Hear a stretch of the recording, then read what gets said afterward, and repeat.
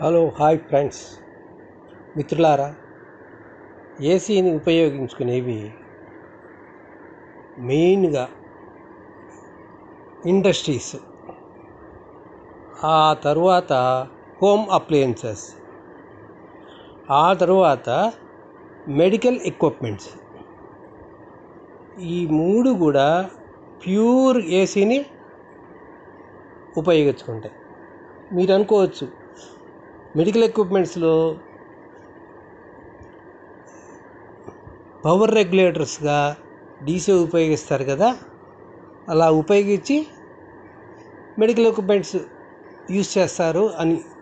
కానీ pure ఏసీతో work చేసేటువంటివి medical ఎక్విప్మెంట్స్లో ఉన్నాయి. తర్వాత డీసీతో మీకు అందరికీ తెలుసు, హోమ్ అప్లయన్సెస్ అన్నీ కూడా వాటితోనే చేస్తారు, డీసీతోనే. తరువాత మెడికల్ ఎక్విప్మెంట్స్ కూడా డీసీతోనే వర్క్ చేసేవి ఉన్నాయి. మెయిన్ ఆర్ఎఫ్ కరెంటుతో చేసేవి ఓన్లీ వైర్లెస్ ఎక్విప్మెంట్స్, తర్వాత మెడికల్ ఎక్విప్మెంట్స్ ఓన్లీ.